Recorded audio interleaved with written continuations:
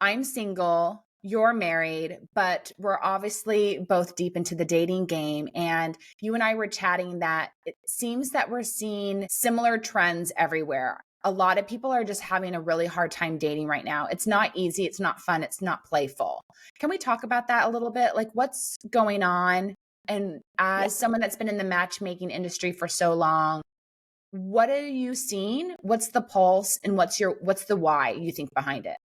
Well, I love that you said fun. It's not fun anymore. And one of the things I say is make dating fun again. Like it Yes, really should be a space where we're learning and meeting people. We understand not everyone's going to be our soulmate, which I don't even like that word, me but too. not everyone's going to be your equal. I always say we're looking for our equal, but man, this is probably the worst I've ever seen it. People are discouraged. People are, just swiping away but can't find anybody. Now there's many reasons why for all of these things. And you and I were talking about earlier, location, location, location. Yeah. So let's talk about that for just a second. The other problem is going to be apps. We're going to talk about that as well. But it is one of the things I like to say that if your pond is full of carp and you want a king salmon, then you might have to move to Alaska. And like you said, I'm now married, but I was living in Orange County just like you. I was single and dating. I was a single divorced mom dating for many, many years, 10, 12 years. Matchmakers were putting me on dates. I was on Bumble. But man, the guys in my hood, the guys in my Orange County neighborhood, they were fun and that was about it. They were nobody that I ever considered doing life with. And then I met a Mhm. Texan, and here I am. I have now moved to Texas because I was open enough to say it's more important for me to find the good man and move than to be, I love my city. I'm not moving. And some people can't move, but there's a lot of people who are unwilling to move. And that's kind of an issue these days is like, well, I'm not moving. Well, then good luck where you are because there's no king salmon.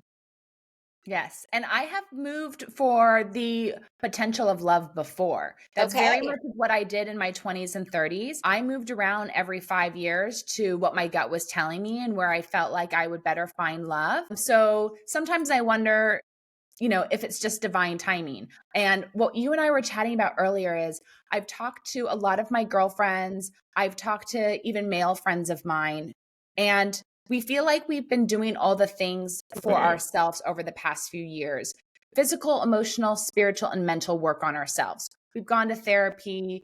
We get hands on healing. We work on our diet. We work on our fitness. Right. We focus on our career. Like, we really feel like we're constantly looking, what are our wounds? What are our weaknesses? How can we transform them and be the greatest and highest version of ourselves? But we want to find someone to enjoy life with. Like, we still have the dream of marriage and kids or Right. co-creating a life. We're struggling to find people who want to do life with someone. We're finding that when we're dating, they just want to date. They just want to hang out every once in a while. Hmm. But that's the consensus I'm getting from a lot of men and women.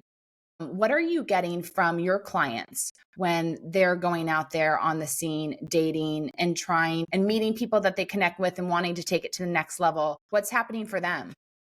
Well, for my clients, for the most part, they are intentional. They have put a lot of money and trust into me finding them that person who's going to be the ride or die. I get a Yeah. lot of guys in their 30s who are actually looking for women who will have babies and take care of them and stay home. Not because he doesn't want them to work, but because he actually wants that traditional value set. And I can tell you what, it's very hard to find these girls. Everyone's so independent that we've lost our sense of community. We've lost our sense and the idea that we're better together, that even though he's not perfect, and guess what, girl, you're not perfect either, we actually can learn and grow from each other. You're never going to be challenged to grow when you're single. Yeah. It's easy. Life's easy, and people want the easy way. People are too comfortable. They don't like it difficult. I mean, I'll be honest, when I was living in California, my now husband was here. It was great. It was like vacation every time I saw him, right? There was this excitement. It was fun. Now we're living day to day.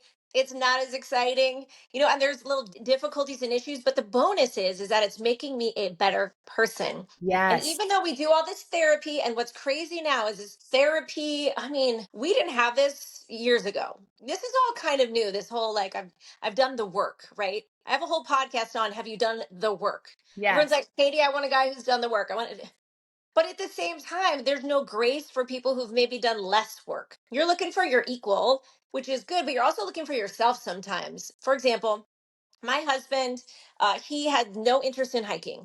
I said this to him when we first started dating. I love hiking. I want to go to Machu Picchu, and I want to try hot air ballooning. He said, I have no interest in any of those. Typically, people will go, pass, move on. I need Yeah. to find someone just like me. And Yeah. that is the problem.